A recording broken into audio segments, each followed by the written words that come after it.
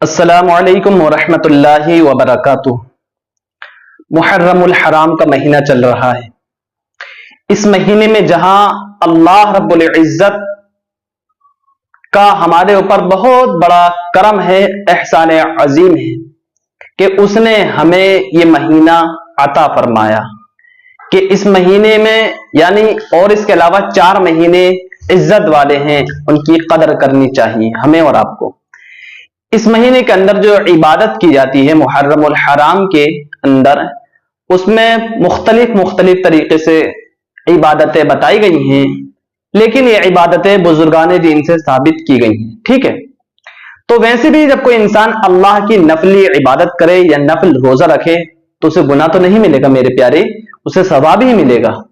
تو ہمیں جو اس مہینے میں اگر اللہ ہمیں توفیق دے، فرض نماز ادا کرنے کے بعد، فرض روزہ ادا کرنے کے بعد ہمیں چاہیے کہ ہم نفل عبادت اس مہینے میں خوب کریں۔ آئیے میں آج آپ کو بتاؤں گا اس مہینے کے اندر یعنی عاشورہ کی رات 9 تاریخ کا دن گزرنے کے بعد جو رات آتی ہے 10ویں دن سے پہلے، جسے کچھ جگہوں پر شہادت کی رات کہا جاتا ہے، ٹھیک؟ اس رات میں نفل نماز کس طریقے سے پڑھیں اس کا طریقہ بتاؤں گا، کیسے پڑھنا ہے، اور پھر پڑھ کر دعا کریں تو انشاءاللہ اللہ نے چاہا تو اس مقدس مہینے کے اندر اللہ کے فضل و کرم سے آپ کی عبادت وہ قبول ہوگی اور آپ کی پریشانی بھی ختم ہو جائے گی، ٹھیک؟ پھر اس کے روزے کا ثواب اور روزہ رکھنا کس نے ہمیں اس کا حکم دیا ہے، یہ تمام باتیں میں آپ کو بتاؤں گا۔ میرے پیارے عزیز ساتھیوں، گزارش بس یہ کرتا ہوں کہ ویڈیو میں آخر تک بنے رہیں، سن کر ضرور شیئر کریں۔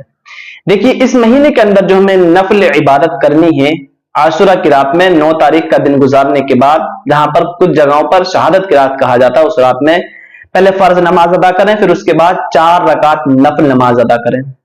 نیت کی میں نے 2 رکعت نماز نفل واسطہ اللہ تعالیٰ کے، منہ میرا کعبہ شریف کی طرف اللہ اکبر کہہ کر نیت مان لیں۔ اس کے بعد بسم اللہ الرحمن الرحیم پڑھ کر سبحانک اللہم وبحمدک وتبارک اسمک وتعالی جدک ولا الہ غیرک پڑھیں۔ پھر بسم اللہ الرحمن الرحیم پڑھ کر الحمد شریف پڑھیں، الحمدللہ رب العالمین الرحمن الرحیم۔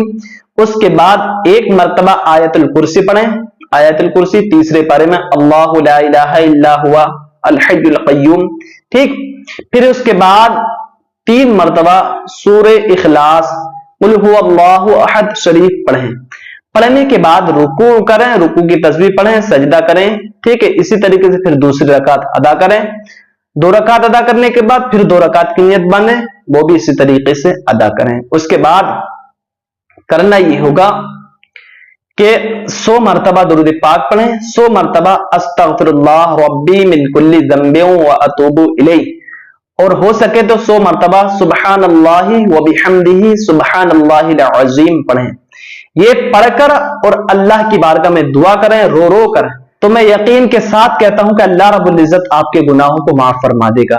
وہ گناہ صغائر ہوں گے لیکن آپ ساتھ میں توبہ بھی کر لیں گے، ہو سکتا ہے اللہ رب العزت کو آپ کی توبہ پسند آ جائے، وہ اپنی بارگاہ میں قبول کر لے تو آپ کے کبائر گناہ بھی معاف فرما دے گا، ٹھیک؟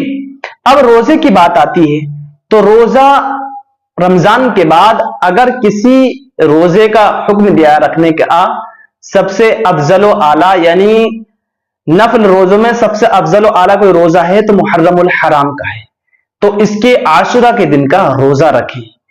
9 تاریخ 10 کا رکھنا ہے یا 10 اور 11 کا رکھنا ہے، یہ حضور صلی اللہ علیہ وسلم نے اپنے صحابہ اکرام کو حکم دیا تھا کہ آپ 2 روزے رکھیں، تو اس کے عاشورہ کے دن کا روزہ رکھنے کا ثواب 1 سال کی نفل جو ہے روزہ رکھنے کا ثواب ملتا ہے۔ اسی طریقے سے کس نے محرم کے مہینے میں 1 روزہ رکھا تو اللہ رب العزت اس کو 1 مہینے کے روزوں کا ثواب عطا فرماتا ہے، سبحان اللہ۔ تو ہمیں یہ چاہیے اپنی زندگی میں، یہ موقع بار بار میرے پیارے نہیں ملتے، کچھ پتہ نہیں موت کا کب ہم اس دنیا سے چلے جائیں۔ اللہ نے ہمیں دن دکھایا ہے تو ہمیں ان دنوں کو غنیمت جانتے ہوئے اچھے سے گزاریں، صدقہ خیرات کریں، خرافاتوں سے بچیں، ویڈیو سن کر عمل کریں، اس میں کہیں غلطی خامی ہو تو مولا تعالی مجھے معاف فرمائے، آمین۔